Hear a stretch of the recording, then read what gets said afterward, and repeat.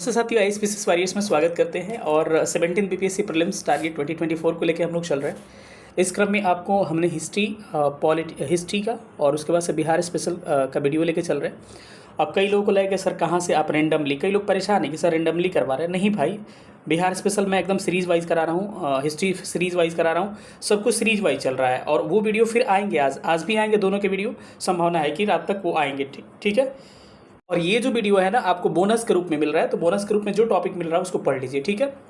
अब यही वक्त है कि जो टॉपिक जहाँ से बढ़िया मिल रहा है, एक बार में क्लियर हो जा रहा है, उसको आप लोग पढ़ते रहिए। तो ये बोनस के रूप में वीडियो है, ऐसा कुछ नहीं है कि वो वीडियो नहीं आएंगे जो आपको हम लोग सीरीज लेके चल रहे हैं, वो आएगा ही। लेकिन एक्स्ट्रा वीडियो मैं डाल रहा हूँ आपको 10K के खुशी में, आपको एक वीडियो दे रहा हूँ, देखिएगा इसको, एंजॉय करिएगा, अपना प्रतिक्रिया दीजिएगा कैसा लग रहा है। ठीक है। बाकी जो चैनल से जुड़े नहीं है वो चैनल से जुड़ जाइएगा, चैनल को सब्सक्राइब कर सकते हैं। और एक बात और महत्वपूर्ण जानकारी कि ये जो पीडीएफ बना था, तो उस पीडीएफ बनाते समय ऊपर बिहार शिक्षक भर्ती लिखा था। ठीक है। तो आप उसको घबराना नहीं है, 17वीं बीपीएससी वाले घबराइएगा मत कि बिहार शिक्षक भर्ती के क्वेश्चन करवा रहे हैं, बिल्कुल नहीं। आप जाके घटना चक्र से प्रीवियस ईयर क्वेश्चन मिला लीजिएगा, सारे प्रीलिम्स के पीसीएस का क्वेश्चन है और यूपीएससी में पूछा गया क्वेश्चन है। तो बस ऊपर बिहार शिक्षक भर्ती लिखा है, उससे आपको डिमोटिवेट नहीं होना है। ठीक है। तो चलिए सेशन को स्टार्ट करते हैं, देखते हैं आज हम लोग किस किस मुद्दे पर बात करेंगे।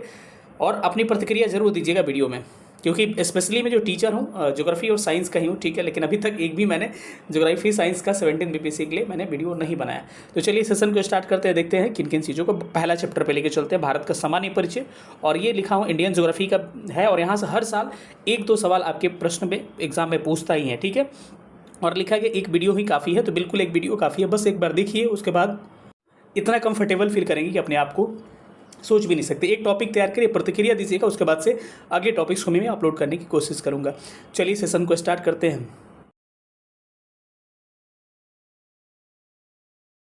पीसीएस के लिए इंपॉर्टेंट है, या फिर दरोगा, या फिर कोई भी वनडे एग्जाम के लिए बड़ा इंपॉर्टेंट साबित होगा। चलिए सेशन को हम लोग स्टार्ट करते हैं और देखते हैं कि क्वेश्चन के माध्यम से इस चैप्टर को हम लोग कैसे कवर करते हैं। चलिए पहला क्वेश्चन आता है आपके सामने स्क्रीन पे। कह रहा है कि जो लोग नए हैं चैनल को सब्सक्राइब भी कर लीजिएगा, आपको अच्छा लगेगा वीडियो तो, और अधिक से अधिक शेयर करिएगा ताकि मनोबल मेरा बढ़ सके और अधिक से अधिक वीडियो मैं डाल सकूँ। ठीक है। जितना शेयरिंग होगा साइंस का भी वीडियो लाऊंगा। चलिए पहले क्वेश्चन पे आते हैं। कह रहा है भारत में भौगोलिक स्थिति के संबंध में कौन सा कथन सही है। तो भौगोलिक स्थिति के बारे में जानने से पहले आपको कुछ मैं बातें बताने की कोशिश करूंगा कि भारत की भौगोलिक स्थिति के बारे में क्या क्या बातें आपके लिए इंपॉर्टेंट साबित हो सकती हैं। सबसे पहले आपको बात करते हैं अगर भारत के भौगोलिक स्थिति के बारे में, तो यहाँ पर एक चीज़ देखिएगा, भारत की जो अवस्थिति है ना, भारत की अवस्थिति जो है आपको किस गोलार्ध में है ये पूछता है। तो देखिए भारत है कहाँ पर, पहला सवाल ये आता है।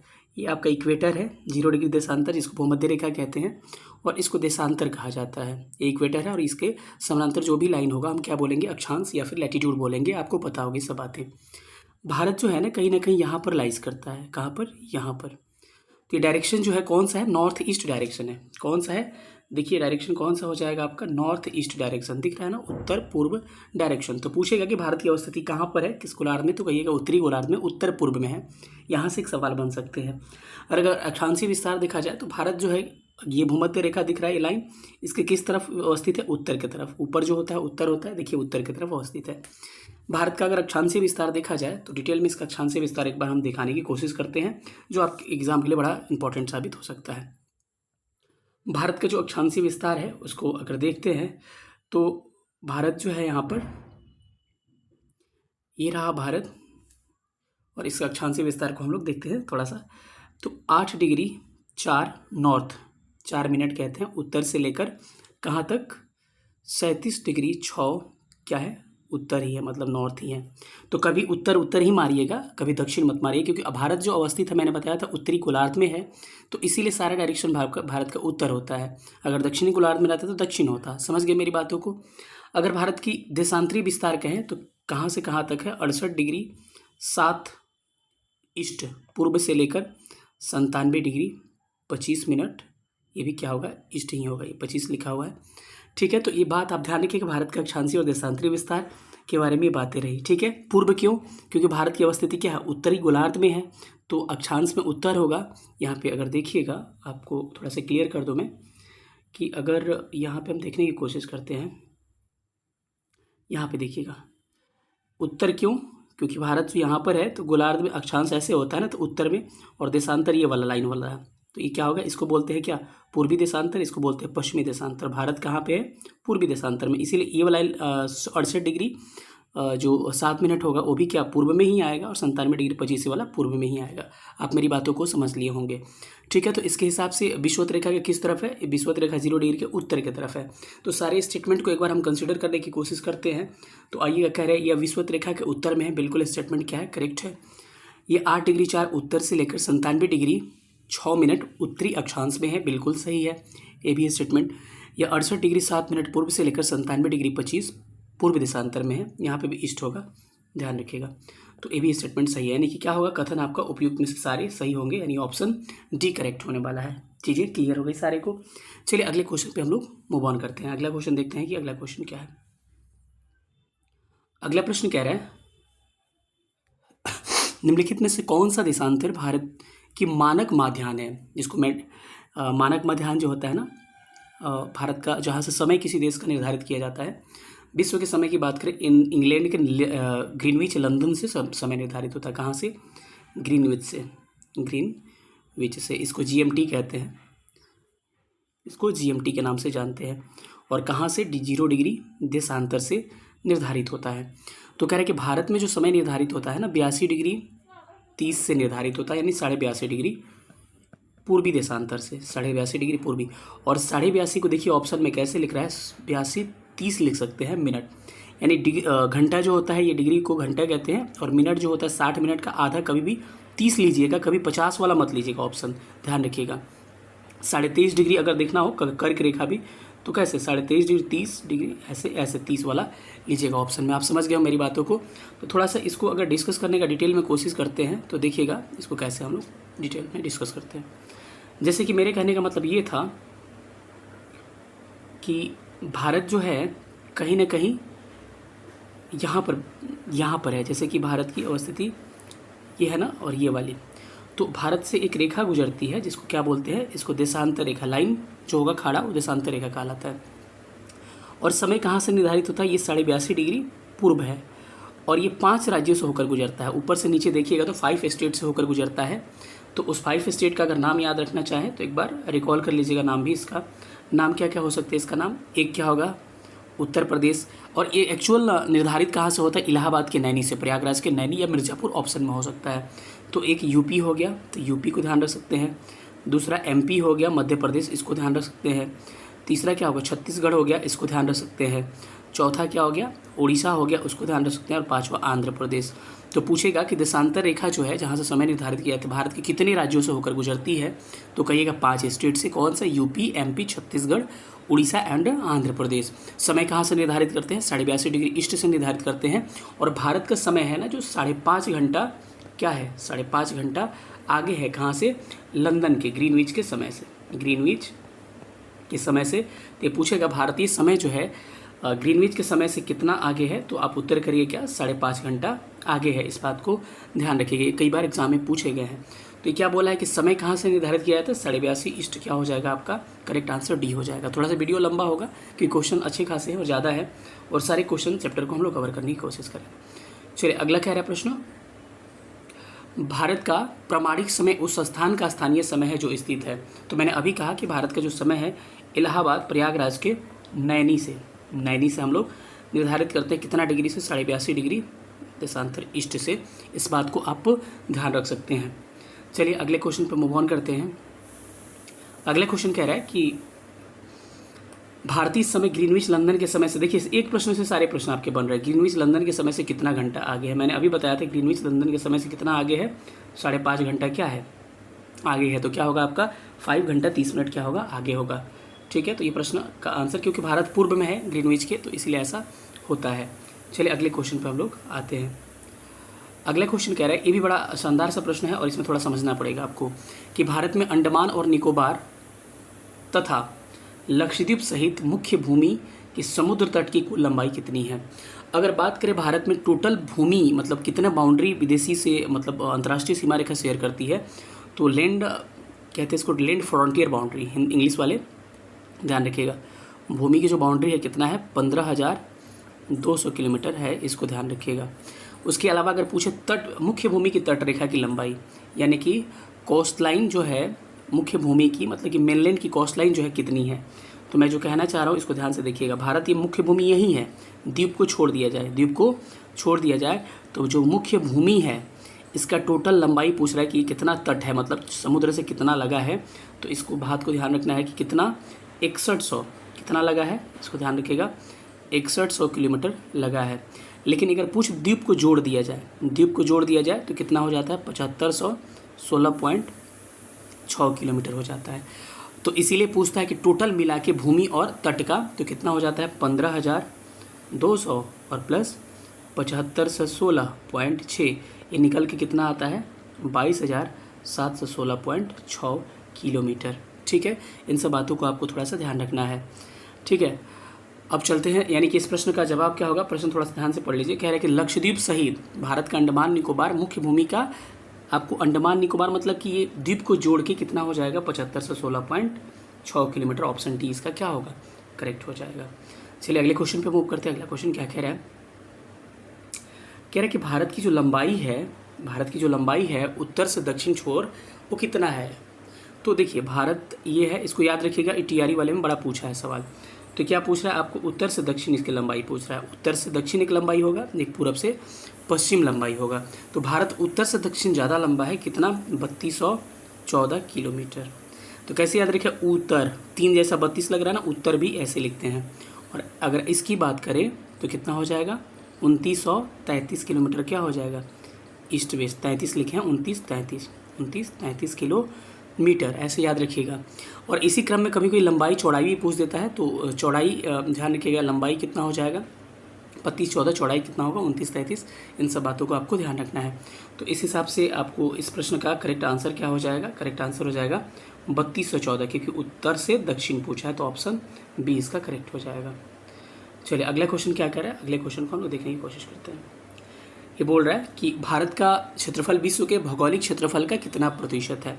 सबसे पहले जाने कि भारत का जो क्षेत्रफल है वो कितना है, ये पूछा है एग्जाम में, 32,87,263 kilometre square, 32,87,263 kilometre square Bharat का क्षेत्रफल है।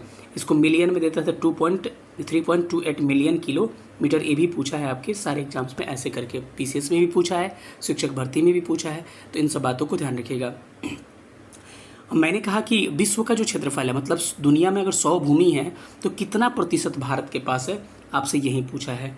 तो इस बात को आप ध्यान रखिएगा कि विश्व में जितना क्षेत्रफल है उसका मात्र 2.4% भूमि हमारे पास भारत में मौजूद है। तो पूछेगा विश्व के कुल क्षेत्रफल का भारत का क्षेत्रफल, मतलब विश्व में 100 किलोमीटर भूमि है स्क्वायर में, 100 किलोमीटर स्क्वायर, तो भारत के पास मात्र लगभग 2.5 यानी कि 2.4% है। अगर क्षेत्रफल के मामले में बात करें तो भारत का स्थान 7वां आता है।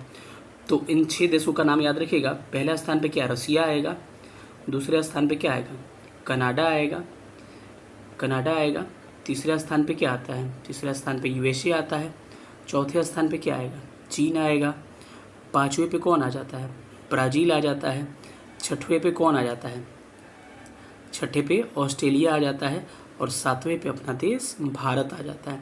और भारत के बाद एक 8वां याद रखिएगा, अर्जेंटीना को भी पूछा है। ठीक है, क्योंकि पूछ देगा कि इसमें से किसका क्षेत्रफल भारत से कम है ज़्यादा है, तो उस हिसाब से डिनोट करिएगा। तो सवाल क्या आ सकता है कि क्षेत्रफल के हिसाब से विश्व में सबसे बड़ा देश रसिया हो गया, भारत का स्थान 7वां हो गया, भारत का 7वां पोजीशन हो गया, और विश्व के कुल क्षेत्रफल का भारत के पास 2.4% क्या है, क्षेत्रफल है। इन बातों को आपको ध्यान रखना है। ठीक है, तो चलिए अगले क्वेश्चन पे थोड़ा सा चलते हैं, 8 नंबर क्वेश्चन पे।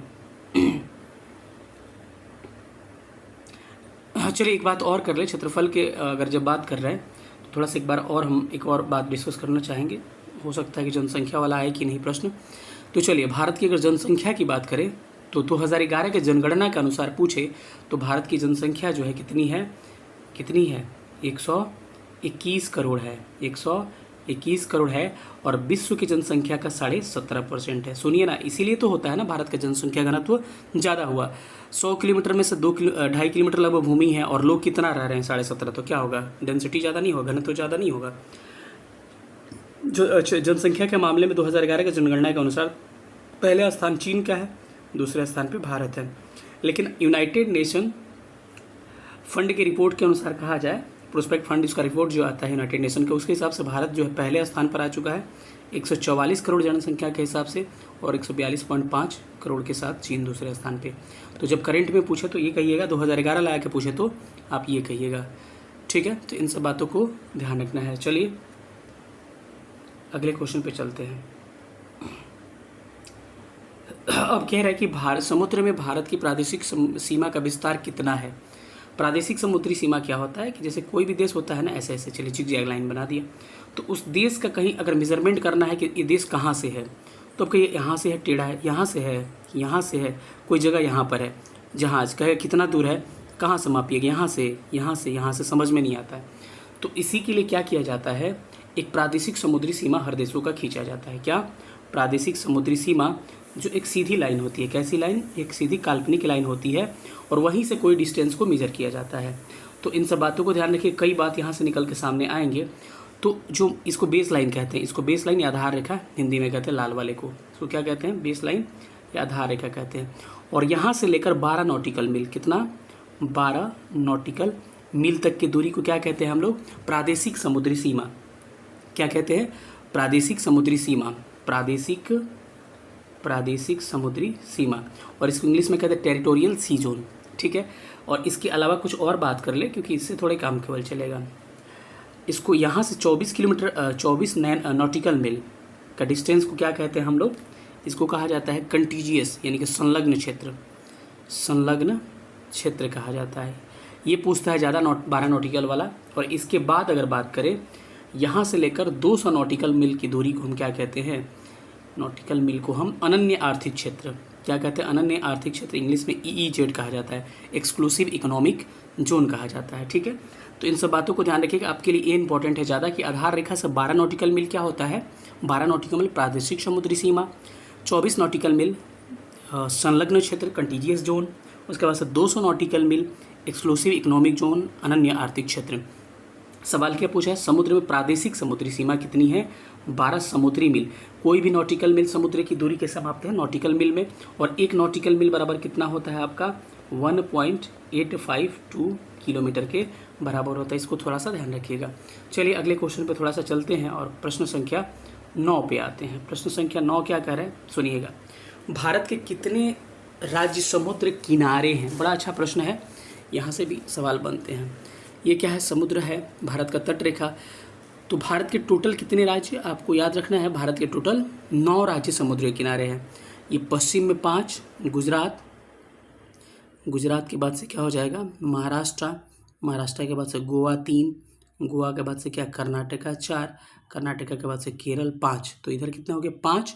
और इधर देखा जाए इस क्षेत्र में, तो इधर हो जाएगा आपका वेस्ट बंगाल 1, उड़ीसा 2, आंध्रा 3, तमिलनाडु 4। तो 4 और 5 मिलके कितने हो गए? 9 राज्य क्या है? समुद्र तट के किनारे स्थित है। तो ये 9 इसका आंसर हो गया। लेकिन अगर पूछे कि किसकी समुद्री तटरेखा सबसे लंबी है, तो गुजरात जो है इसकी समुद्री तटरेखा सबसे लंबी है, 1214 किलोमीटर। किसकी? गुजरात की। और सबसे छोटी किसकी है? सबसे छोटी है गोवा की। इन सब बातों को ध्यान रखिएगा। लेकिन पूछा जाए अगर केंद्र शासित प्रदेशों को जोड़ दिया जाए तो अंडमान निकोबार का ज़्यादा होता है, 1962 किलोमीटर। लेकिन ये पूछेगा नहीं, पूछेगा आपको गुजरात वाला या फिर गोवा वाला। गुजरात बड़ा इंपॉर्टेंट है। क्या पूछेगा कि कितने राज्य भारत के किस तट पे हैं? सबसे लंबी तटरेखा किस राज्य की है? तो गुजरात की 1214 किलोमीटर। सबसे छोटी किसकी है? गोवा की। तो इन सब बातों को आपको ध्यान रखना है। फिर पूछेगा समुद्र तट के किनारे कितने राज्य? भारत के 9 राज्य हैं। इन राज्यों का नाम आपने देख लिया। तो इन सब बातों को ध्यान रखना, बड़ा इंपॉर्टेंट सवाल है। तो इस प्रश्न का जवाब कितना हो जाएगा? 9 राज्य करेक्ट आंसर हो जाएंगे। अगले प्रश्न पे आते हैं। अगला प्रश्न कह रहा है कि निम्न में से भारत का कौन सा राज्य सर्वाधिक लंबी तट वाला है? अभी न पढ़े, कौन सा? गुजरात। 1 नंबर पे गुजरात, 2 नंबर पे आंध्रा आता है, 973 है। और इसका है, इसका 1214 किलोमीटर है, इसका 973 है, ठीक है। चलिए अगले क्वेश्चन पे चलते हैं। सवाल नंबर अगला देखिएगा। तो इसमें कह रहे हैं कर्क रेखा भारत के निम्नलिखित में से किस राज्य से नहीं गुजरती है? तो पहले जानना पड़ेगा किस राज्य से गुजरती है, तब जानना पड़ेगा किस राज्य से नहीं गुजरती है। कर्क रेखा कहते किसको है? 23.5 डिग्री को कर्क रेखा के नाम से जाना जाता है। कितना को? 23.5 डिग्री अक्षांश को कर्क रेखा के नाम से जाना जाता है। कितने राज्यों से होकर गुजरती है भारत में? 8 राज्यों से होकर गुजरती है। कौन कौन सा? सबसे पहले राजस्थान, उसके बाद से गुजरात, उसके बाद से क्या होगा? राजस्थान हो गया, सबसे पहले गुजरात, राजस्थान, उसके बाद से क्या होगा? गुजरात, राजस्थान, उसके बाद से आपके हो जाएंगे दो भाई हो जाएंगे एमपी और क्या हो जाएंगे? एमपी और छत्तीसगढ़। कितने हो गए? 2 2, 4 हो गए। फिर 2 भाई कौन से? वेस्ट बंगाल, और एक क्या होगा? झारखंड। और इधर नॉर्थ ईस्ट के 2 स्टेट, त्रिपुरा एंड मिजोरम। तो कितने राज्य गुजरते हैं कर्क रेखा से? भारत के 8 राज्य। कौन से? नोट कर लीजिएगा। गुजरात, राजस्थान, एक साथ याद करिए। गुजरात, राजस्थान एक साथ, मध्य प्रदेश, छत्तीसगढ़ एक साथ, झारखंड, पश्चिम बंगाल एक साथ, त्रिपुरा, मिजोरम एक साथ। इन सब बातों को ध्यान रखिए। एक बार पूछा है आपको कि कर्क रेखा के उत्तर में राज्य कौन सा है, तो ध्यान रखिए मणिपुर। ऑप्शन में मणिपुर था इसलिए मणिपुर लिया था, लेकिन मणिपुर, नागालैंड, अरुणाचल प्रदेश सब क्या है? कर्क रेखा के उत्तर में स्थित है। इन सब बातों को आपको ध्यान रखना है। इसका करेक्ट आंसर होने वाला है ऑप्शन नंबर क्या करें कि किस राज्य से नहीं गुजरती है? राजस्थान से गुजरती है, झारखंड से गुजरती है, मिजोरम से भी गुजरती है, उड़ीसा से नहीं गुजरती। तो उड़ीसा से क्या गुजरती थी? आपको बताया था मैंने, देशांतर रेखा। देशांतर रेखा 5 राज्यों से होकर गुजरती थी, UP, MP, Chhattisgarh, Orissa and Andhra Pradesh. ठीक है, इन सब बातों को ध्यान रखिएगा। अगले प्रश्न पे आते हैं। अगला प्रश्न क्या कह रहा है? कर्क रेखा भारत के कितने राज्यों से होकर गुजरती? कितने? 8। बताने की जरूरत है अब। चलिए अगले क्वेश्चन पे आते हैं। अगला क्वेश्चन क्या कह रहा है कि भारत के दक्षिण में सुदूरस्थ स्थल कौन सा है? ये भी प्रश्न बड़ा इंपॉर्टेंट है थोड़ा, लेकिन इस पर कंसेप्ट ध्यान रखिएगा तभी समझ में आएगा। भारत का सबसे उत्तरी बिंदु का नाम क्या है? लगभग पता होगा सबको, इंदिरा कॉल। इंदिरा कॉल कहाँ पर है? गुजरात, सॉरी लद्दाख में अवस्थित है। इंदिरा कॉल कहाँ है? ये पर लद्दाख में अवस्थित है, लद्दाख में। अगर भारत का सबसे दक्षिणी बिंदु कहा जाए तो एक बात ध्यान रखिएगा, सबसे दक्षिणी कहा जाए तो अंडमान निकोबार का क्या है? अंडमान निकोबार का इंदिरा पॉइंट। क्या है? इंदिरा पॉइंट, जिसको पिग्मेलियन पॉइंट भी कहा जाता है। ठीक है, इसको ध्यान रखिए, इंदिरा पॉइंट। लेकिन अगर पूछा जाए मुख्य भूमि का क्या है? कन्याकुमारी। अगर भारत का डायरेक्ट पूछे तो क्या होगा? आपका ये अंडमान निकोबार में स्थित इंदिरा पॉइंट। और ये कहाँ पर है? ग्रेट निकोबार में, बड़ा निकोबार। कई बार पूछा है कि ग्रेट निकोबार में। अगले चैप्टर में इसको हम डिटेल में जानेंगे। ग्रेट निकोबार में स्थित है। कितना डिग्री अक्षांश पे? 6 डिग्री 45 मिनट अक्षांश पे। इसका डिस्टेंस भूमध्य रेखा से कितना है? 876 किलोमीटर। मतलब कि अगर ये भूमध्य रेखा है, अंडमान निकोबार है, इसका डिस्टेंस कितना है? 876 किलोमीटर है। अगर मैं आपसे पूछूं कि भारत का सबसे पश्चिमी बिंदु का नाम क्या है, इसको कहते हैं गौर मोती या गहिर मोती। ये सब कहाँ है? गुजरात में है। सबसे पूर्वी बिंदु का नाम है कीबीतू। कितना क्यूट सा नाम है ना, कीबीतू। कहाँ? अरुणाचल प्रदेश में। अगर कंक्लूड करना चाहे तो भारत का सबसे उत्तरी बिंदु इंदिरा कॉल, कहाँ पर? लद्दाख में। भारत का सबसे दक्षिणी बिंदु इंदिरा पॉइंट, कहाँ पर? आपको ग्रेट निकोबार में। भारत के मुख्य भूमि का सबसे दक्षिणी बिंदु कन्याकुमारी, कहाँ पर? तमिलनाडु में। भारत का सबसे पश्चिमी बिंदु गौरमोता या गहिर मोती या गौर मोती, कहाँ पर? आपके गुजरात में। भारत का सबसे पूर्वी बिंदु क्या हो जाएगा? कीबीतू, कहाँ पर? अरुणाचल प्रदेश में। इस सारे पॉइंट्स को ध्यान रखिएगा, यहाँ सवाल आएंगे। तो कह रहे हैं कि भारत के सबसे दूरस्थ दक्षिण स्थल का नाम क्या है? आपको इंदिरा पॉइंट नाम है, इंदिरा पॉइंट। ठीक है, सब बातों को ध्यान रखिए। कैप कमोरिन किसको कहते हैं? कन्याकुमारी को हम कैप कमोरिन कहते हैं। पोर्ट ब्लेयर क्या है? अंडमान निकोबार की राजधानी है। लक्षद्वीप की राजधानी कमेंट करके बताइएगा क्या है, आप लोगों से मैं डिमांड कर रहा हूँ। ठीक है, भारतीय भूमि का सर्वाधिक उत्तरी भाग कौन सा है? अभी मैंने बोला कि भारत के सबसे उत्तरी बिंदु का नाम क्या है? सॉरी इंदिरा पॉइंट नहीं, इंदिरा कॉल होगा। क्या होगा? इंदिरा कॉल। कहाँ पर है? लद्दाख में अवस्थित है। चलिए अगले क्वेश्चन पे चलते हैं। अगला क्वेश्चन कह रहा है कि भारत और श्रीलंका को अलग करने वाला जल संधि का नाम क्या है? पाक जल संधि। पाक जल संधि। 10 डिग्री चैनल किसको अलग करता है? आपको अंडमान से निकोबार को। कहेगा कि 10 डिग्री चैनल किसको अलग करता है? अंडमान से निकोबार से। आपसे पूछा जाए 8 डिग्री चैनल किसको अलग करता है?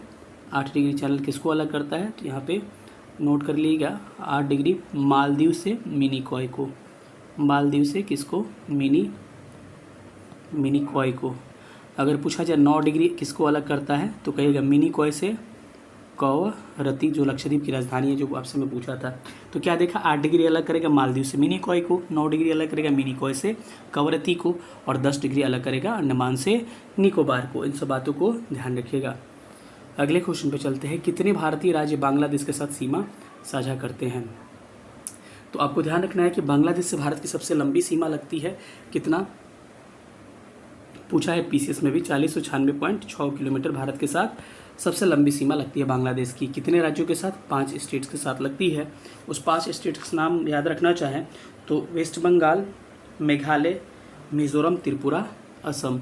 यहाँ पे क्या है आपका, यहाँ पे बांग्लादेश है, और यहाँ पे आपका वेस्ट बंगाल, उसके बाद से क्या हो जाएगा, यहाँ पे मेघालय हो जाएगा, यहाँ पे क्या त्रिपुरा, और यहाँ पे मिजोरम, और उसके बाद से ये इधर असम हो जाएगा।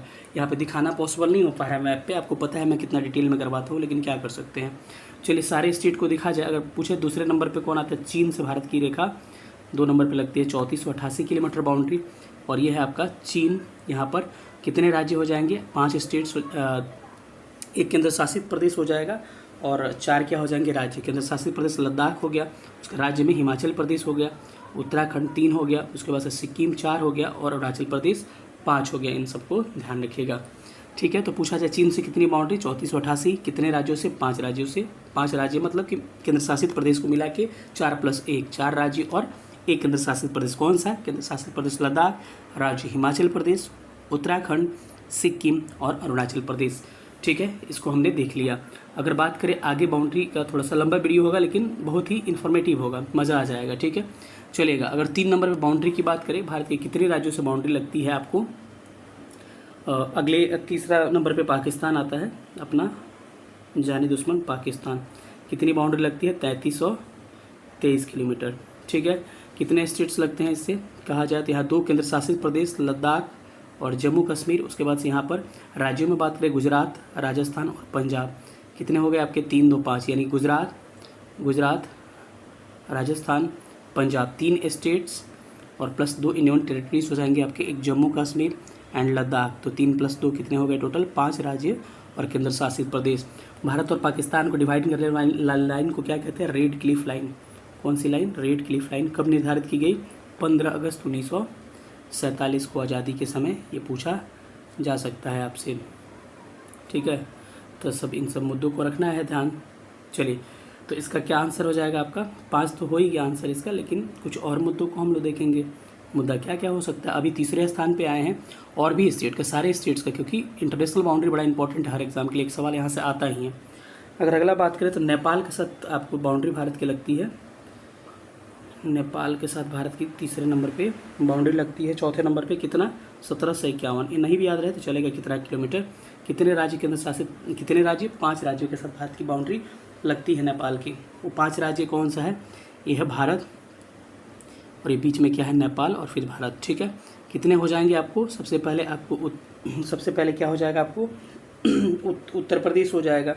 उत्तर प्रदेश के बाद से बगल में उत्तराखंड हो जाएगा, फिर यूपी हो जाएगा। लिखते चलिएगा, सब लिख लीजिएगा, बहुत इंपॉर्टेंट है। उत्तराखंड, यूपी, अपना बिहार, और बिहार के बाद से क्या हो जाएगा, बिहार के बाद से वेस्ट बंगाल, वेस्ट बंगाल के बाद से यहाँ से सिक्किम, और सिक्किम के बाद से क्या हो जाएगा, सिक्किम के बाद से आपको क्या हो गया, यूपी। उत्तराखंड 1 हो गया, यूपी 2 हो गया, बिहार 3 हो गया, वेस्ट बंगाल 4 हो गया, और सिक्किम 5 हो गया।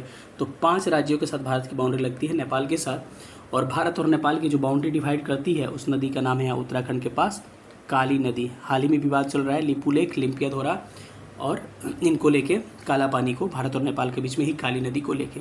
तो क्या हो जाएगा, आपको चौथे स्थान पे नेपाल आ गया।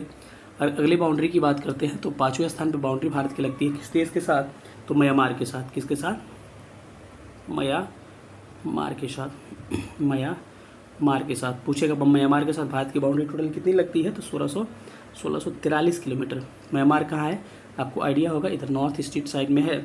और इनके राज्यों को अगर देखा जाए क्रमानुसार, तो म्यांमार के साथ क्या क्या बाउंड्री भारत के हो जाएंगे, अरुणाचल प्रदेश, नागालैंड, अरुणाचल प्रदेश, नागालैंड, मणिपुर, और मणिपुर के बाद से क्या हो जाएगा यहाँ पर मिजोरम। कितने हो गए, 4 स्टेट के साथ मिजोरम से भारत की म्यांमार की बाउंड्री लगती है। एक पर्वत अलग करती है भारत म्यांमार को, आराकान योमा पर्वत, इसको भी थोड़ा सा ध्यान रखिएगा, ठीक है, चलिए थोड़ा सा अगले क्वेश्चन पे, अगले क्वेश्चन नहीं फिर अभी बचा हुआ है क्या। अब चलते हैं किस पे, अब चलते हैं म्यांमार हो गया। म्यांमार के बाद से भारत की बाउंड्री लगती है अगले कितने नंबर पे, 6 स्थान पे आता है भूटान। 6 नंबर पे कौन आता है, भूटान। भूटान के साथ भारत की टोटल बाउंड्री कितनी लगती है, 699 किलोमीटर।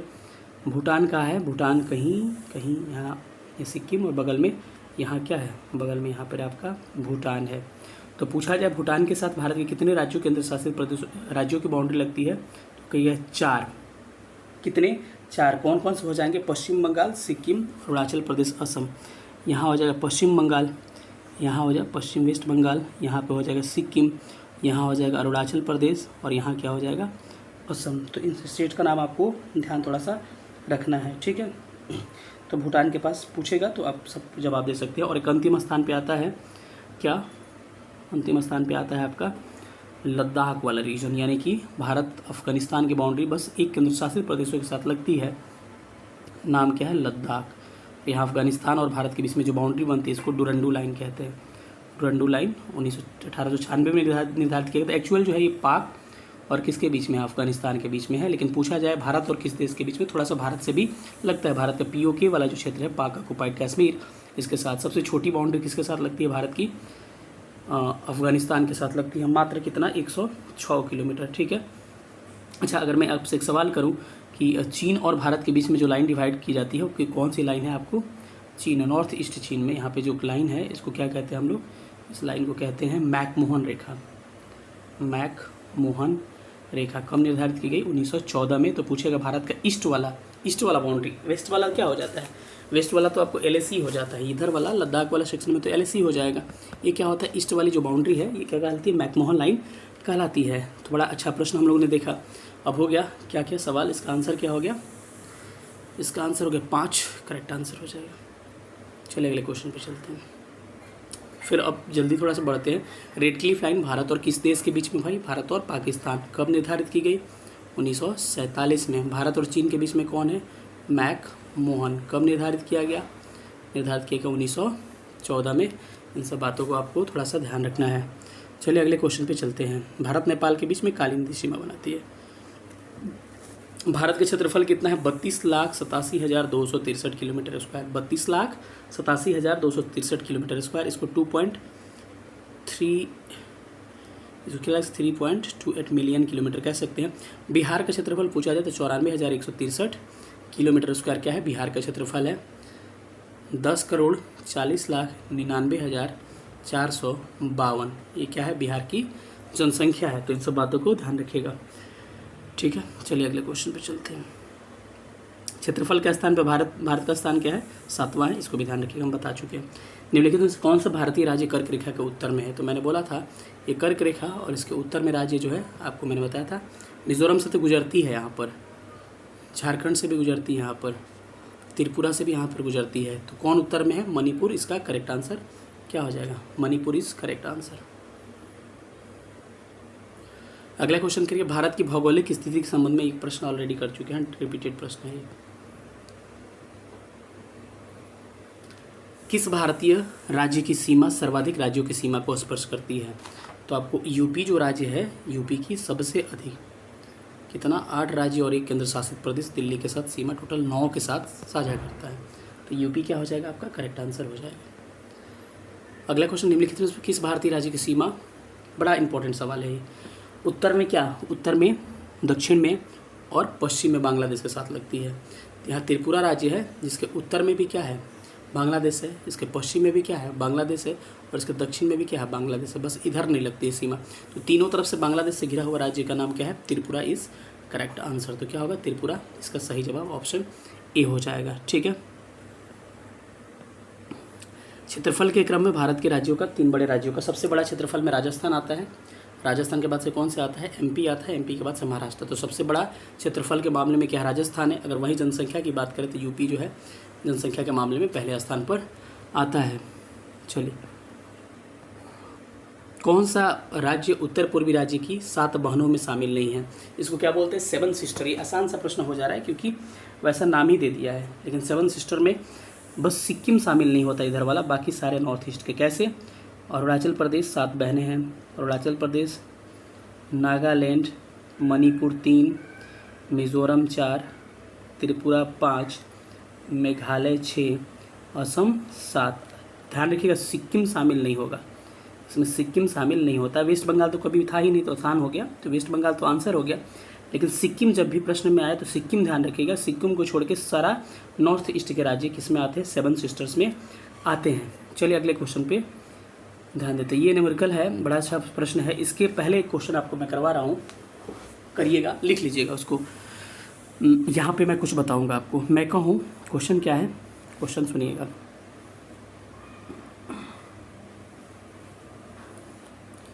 क्वेश्चन मैं दे रहा हूँ आपको, कह रहा हूँ कि कोई देश जो है, ये पूछा है बीपीएससी में 69 में पूछा है, कोई देश जो है 90 डिग्री देशांतर पूर्वी में स्थित है, तो वहाँ पर जब ग्रीनविच में 12 बज रहा है तो वहाँ का स्थानीय समय क्या होगा, ये पूछा है।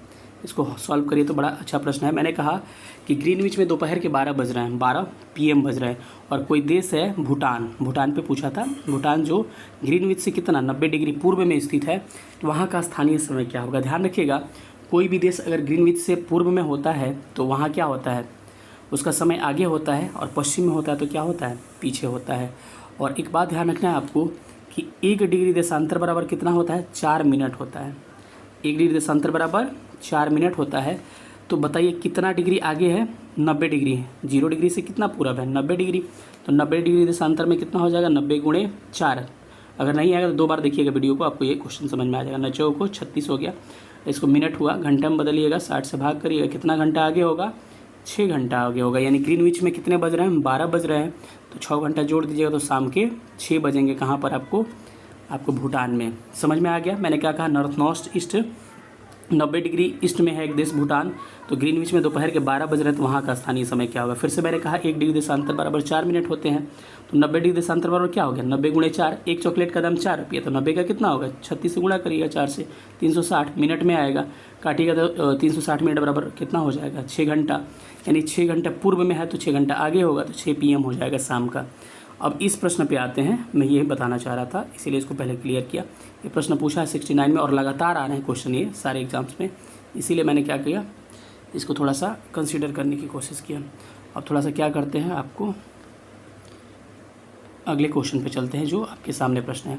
ये कह रहा है कि यदि भारतीय मानक समय यामोत्तर पर, यामोत्तर का मतलब समझना पड़ेगा, मेरिडियन कहते हैं, मेरिडियन इसको कहते हैं। यामोत्तर मतलब कि कितना, 82.5 डिग्री पर, 82.5 डिग्री पर कितना बज रहा है आपको, मानक यामोत्तर पर मध्याह्न हो रहा है। मध्याह्न, इस सब प्रश्न पॉइंट समझिएगा, 12 PM कह रहे भारत के मध्याह्न यामोत्तर पर, मतलब कि आपको जहाँ समय निर्धारित करते हैं वहाँ पे दोपहर के 12 बज रहा है, तो 120 डिग्री पूर्वी देशांतर पर स्थानीय समय क्या होगा। अच्छा 182 पे कितना बज रहा है, 12 बज रहा है, तो कितना पे पूछा है, 120 पे पूछा है ना, 120 डिग्री देशांतर पे पूछा है, जो किस में है, पूर्व में, तो कभी आगे होगा। इससे कितना ज़्यादा है भाई, तो इसको कैलकुलेट करिएगा तो मुझे लग रहा है 37.5 डिग्री आएगा। मैंने कहा 1 डिग्री देशांतर बराबर कितना होता है, 4 मिनट होता है, तो इतना डिग्री देशांतर बराबर 4 से गुणा करिएगा, तो इसको गुणा कर लिए कितना आएगा, 7 चौक 28, 7 चौक 28 और 4 तिया 12 और 2 14, 148 मिनट, और 4 में आधा से गुणा करिएगा 2 आएगा। आप कैलकुलेशन अपना करते रहिएगा, ये मेरा तरीका है। 150 मिनट आगे होगा। 150 मिनट आगे का मतलब क्या हो गया, 120 मिनट का कितना होता है, 2 घंटा और 30 मिनट बचा, यानी 2 घंटा 30 मिनट आगे होगा। तो दोपहर के 12 बज रहे हैं यहाँ पर भारत में, तो वहाँ पे 120 डिग्री पूर्वी वाले में कितना होगा, 2 आवर 30 मिनट जोड़ दीजिएगा, कितना आएगा, 2:30 मिनट। जिसको AM PM नहीं दिया तो क्या होगा, 14:30 मिनट हो जाएगा। कितना हो जाएगा, 14:30 मिनट करेक्ट आंसर इसका हो जाएगा ऑप्शन B। अगर दिक्कत होगा तो इस प्रश्न को एक बार और देख लीजिएगा, क्योंकि थोड़ा सा आपको हो सकता है कि आपको टफ लगे। हाँ, एक लास्ट क्वेश्चन है, आज का आखिरी प्रश्न है। थोड़ा सा वीडियो लंबा हो गया लेकिन बहुत इन्फॉर्मेटिव है। निम्न में से किस राज्य की सीमा बांग्लादेश के साथ नहीं लगती है। मेघालय से लगती है, त्रिपुरा से लगती है, मिजोरम से लगती है, मणिपुर से नहीं लगती है। ऑप्शन क्या होगा इसका, C करेक्ट होगा। सेशन कैसा लगा सब लोग बताइएगा। काफ़ी मेहनत कर रहे हैं हम आपके लिए, क्योंकि इस पे मतलब टाइप पे पढ़ाना इतना आसान नहीं होता है, और फिंगर से लिख के पढ़ाना पड़ रहा है मुझे, क्योंकि अभी पेन वगैरह नहीं है, वो चीज़ें थोड़ा सा ज़्यादा कम समझ में आ रहा है मेरे को, तो वो चीज़ें मैं धीरे धीरे ठीक करूँगा। जो भी आ रहा है कंटेंट पे फोकस करिएगा। कई लोग कह रहे हैं कि सर आप बोले थे, वादा किए थे, तो भाई भी डिजिटल बोर्ड मेरे पास नहीं है तो कैसे करूँ, आप समझिएगा। फिर भी आपके लिए इतना कर रहा हूँ ना, तो कंटेंट पे ध्यान दीजिएगा। जो चीज़ बोलते हैं पेन पेपर लेके रखिए, सारा चीज़ लिखिए, आपका सारा क्लियर हो जाएगा। दिक्कत हो रहा है वीडियो को रोक दीजिए, एक बार नहीं हो रहा 2 बार देखिए। पढ़ने के लिए एक्सक्यूज़ नहीं होना चाहिए, ठीक है। तो बस आपको एक मोटिवेशनल लाइन के साथ सेशन को हम एंड करते हैं। मोटिवेशनल क्या लाइन क्या है कि जिस चीज़ को शिद्दत चाहो पूरी कायनात आपको मिलाने में उससे लग जाती है। और इसी के साथ सेशन को एंड करते हैं क्योंकि वीडियो लंबा हो गया। जो नए हैं वीडियो उसको शेयर करिएगा, जो नए हैं चैनल को सब्सक्राइब करिएगा, क्योंकि निरंतर वीडियो आते रहेंगे ज्योग्राफी के, साइंस के, सारे सब्जेक्ट के, हिस्ट्री के, पॉलिटी के, ईवीएस भी डालने की कोशिश करूँगा अब, ठीक है। तो नए हैं जो क्या करिए, चैनल को सब्सक्राइब करिएगा और अधिक से अधिक दोस्तों को शेयर करिए। और वीडियो अच्छा लग रहा है तो ठीक है। कैसा लगा सेशन सब लोग बताइएगा, अपनी कमेंट्स में प्रतिक्रिया दीजिएगा। मिलेंगे फिर अगले किसी अच्छे नाइस सेशन में। तब तक अपना ख्याल रखिएगा और अच्छे से पढ़ाई करिएगा, अपने माँ बाप के सपने को साकार करिएगा। थैंक यू सेशन देखने के लिए, thank you so much, thank you.